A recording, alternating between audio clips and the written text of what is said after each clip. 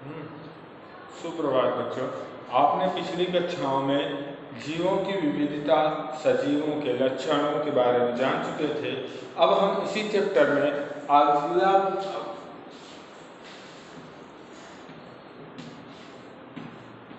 वर्गीकरण के अंतर्गत अध्ययन करेंगे, जिसमें यह कहा जाता है कि हम जब अपने आसपास के लोगों को अलग अलग समूहों में अगर बांटते हैं तो उसको हम कहते हैं वर्गीकरण, जिसके द्वारा वर्गीकरण की कई पद्धतियां हमारे सामने आती हैं।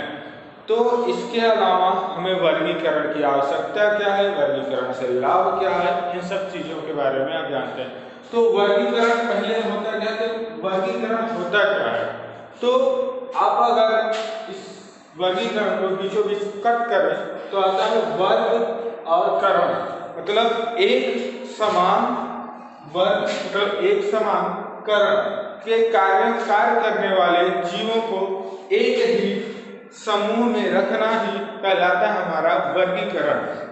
इस वर्गीकरण की आवश्यकता हमें क्यों पड़ी, इसका सिंपल सा है कार्य कि वर्गीकरण अगर हमारी न होती तो आज इस समाज में और इस हमारे विश्व पृथ्वी पे पाए जाने वाले जीवों की विविधता में बहुत ही प्रकार लगभग 19 करोड़ से अधिक प्रकार की जातियां पाई जाती हैं। इन जातियों को हम अगर वर्गीकृत न करें तो हमें अध्ययन करने में बहुत सारी कठिनाइयों का सामना करना पड़ सकता है। इस वर्गीकरण की आवश्यकता हमें इसलिए पड़ी कि हम एक ही वस्तु का, एक ही जीव का हम कैसे एक क्लियर स्वरूप समूह बताएं, या किसी को एक ही के नाम लेने पे हमें कई सारे जीवों के बारे में पता चले। तो इसके लिए हमें वर्गीकरण की आवश्यकता पड़ी, अन्यथा हमें कई प्रकार के संभावनाओं की या द्वंद्व की स्थितियां उत्पन्न हो जाती। तो वर्गीकरण की का मतलब है कि हम जब एक भी प्रकार के जीवों को किसी समूह में रखते हैं तो उसे कहते हैं हम वर्गीकरण। इस वर्गीकरण को अगर हम फिर कर इसकी आवश्यकता को ध्यान में दें तो इसकी आवश्यकता से हमें आवश्यकता है कि जब हम इनके समूहों को इनके लक्षणों के आधार पर एक में ही रखते हैं तो उस संघ में या उस जाति के या उस जगत के लक्षणों को एक संघ में पाए जाने वाले जीवों के लक्षणों को देखते हुए हम अन्य उस संघ में पाए जाने वाले जंतुओं के लक्षणों का अनुमान लगा सकते हैं।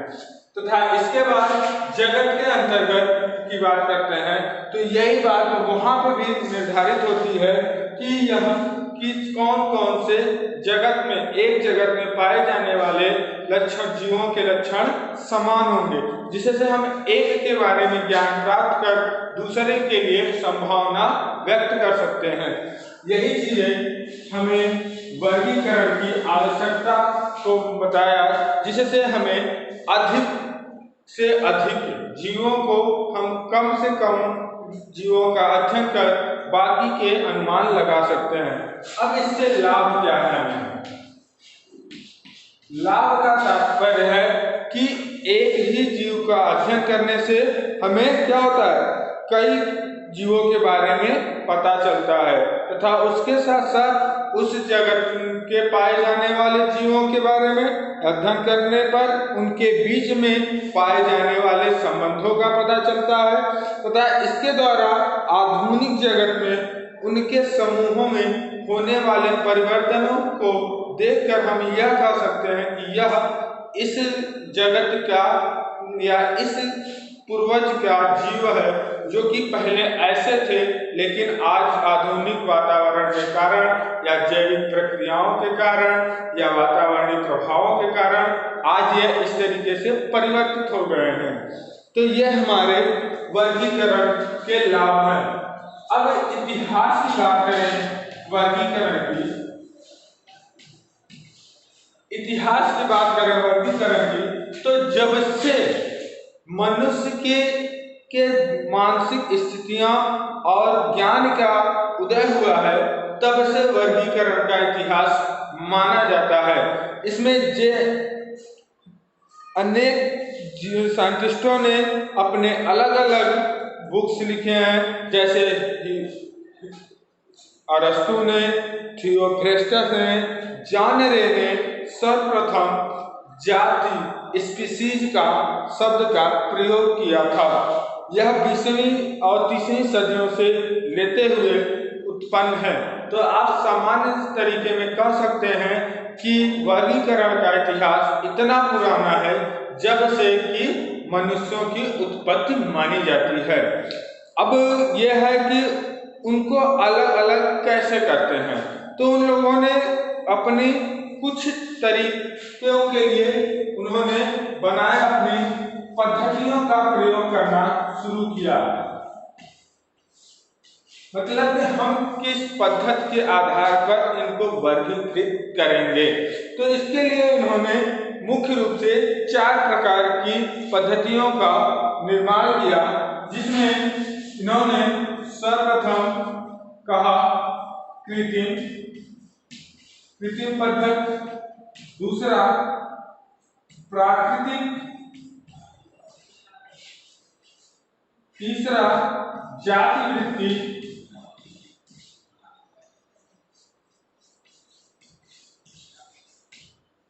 चौथा फेनेटिक,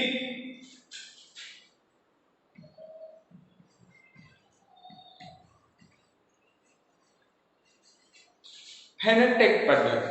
तो इसमें पद्धतियों के अलग अलग प्रकार, मतलब अलग अलग पद्धतियां ये चारों हैं जिनके आधार पर वर्गीकरण किए जाते हैं, जिसमें आप कृत्रिम पद्धति का प्रयोग उनके आकार, आवास, जीवन अवधि, मतलब उनकी लाइफ साइकिल कितनी बड़ी है, कोई जीव ऐसे भी हमारे इस पृथ्वी पर जीव पाए जाते हैं जो कि 24 घंटे में ही पैदा होते हैं और 24 घंटों में ही समाप्त हो जाते हैं, और कुछ ऐसे भी जीव हैं जो कि नश्वर माने जाते हैं, अमृत माना जाता है उनको, जैसे अमेबीज।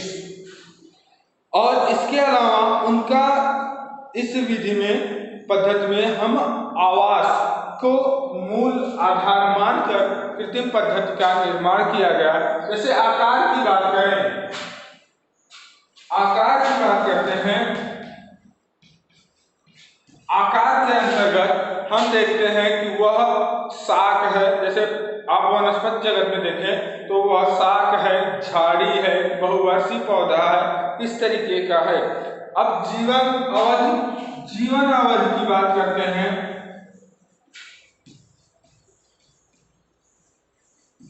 जीवन अवधि के अंतर्गत हम यह देखते हैं कि वह किस प्रकार से अपनी लाइफ साइकिल जीता है, मतलब वह 1 वर्षीय पौधा है, द्विवर्षीय पौधा है, बहुवर्षीय पौधा है या मौसमी पौधा है, तो इनके आधार पर हम इनके वर्गीकरण करते हैं। अब इसके बाद कृत्रिम पद्धति में तीसरा आता है आवास। आवास का मतलब है कि वह किस वास स्थान पे रहते हैं, वह जलीय है, पौधे हैं, मरुस्थलीय है, मरुभूमि है, कि स्थलीय है, कि पहाड़ी है, तो इन आवास स्थानों की, वो ठंडे जल में रहते हैं या गर्म जल में रहने वाले जंतु हैं या पौधे हैं, तो इनके आवास स्थानों को भी हम ध्यान में रखकर कृत्रिम पद्धति का प्रयोग करते हैं। इसके बाद हम बात करते हैं प्राकृतिक पद्धति की। तो प्राकृतिक पद्धति की जब बात करते हैं हम, तो इसमें हम ध्यान देते हैं कि यह हमारे वातावरण में किस प्रकार से वास करता है। तो प्राकृतिक शब्द से ही आप समझ सकते हैं कि वह अपने वातावरण में प्रकृति के साथ किस वातावरण में अनुकूलित हो रहा है, तो उस प्रकार के उत्पन्न होने वाले पौधों को या जीवों को हम प्राकृतिक पद्धति के आधार पर बांटते हैं। इसके बाद आते हैं हम जाति वृत्ति। तीसरा, जात वृत्ति की बात जब हम करते हैं तो इनके विकास के आधार पर हम वर्गीकरण करते हैं, जिसके अनुसार लैमार्क ने कहा था कि वह क्रमिक रूप से धीरे धीरे अपने में परिवर्तन करते हैं। जैसे कि आज मनुष्य बंदरों के द्वारा उत्पन्न होने वाला एक जीव है, जानवर है, लेकिन इसके अलावा भी कई ऐसे जानवर हैं जो पहले किसी दूसरे रूप में थे लेकिन आज किसी दूसरे रूप में हमें दिखते हैं।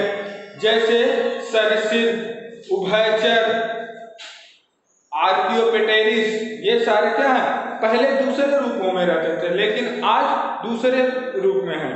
और चौथी पद्धत होती है फेनेटिक पद्धत। फेनेटिक पद्धत का मतलब है उनमें पाए जाने वाले डीएनए व आरएनए की संरचना व उनके गुणसूत्रों के आधार, जिसके आधार पे हम उन्हें का अध्ययन करते हैं कि इनमें कितने गुणसूत्र हैं। किसी में आप जैसे मनुष्य का आप सुनते हैं कि इसमें 46 गुणसूत्र है, तो उनके आधारों पर अगर हम उनको वर्गीकृत करते हैं तो इस प्रकार के होने वाले पद्धतियों के आधार पर हम जीवन का वर्गीकरण करते रहते हैं। ठीक है, तो इस प्रकार यह आपका 11th का पहला चैप्टर समाप्त होता है।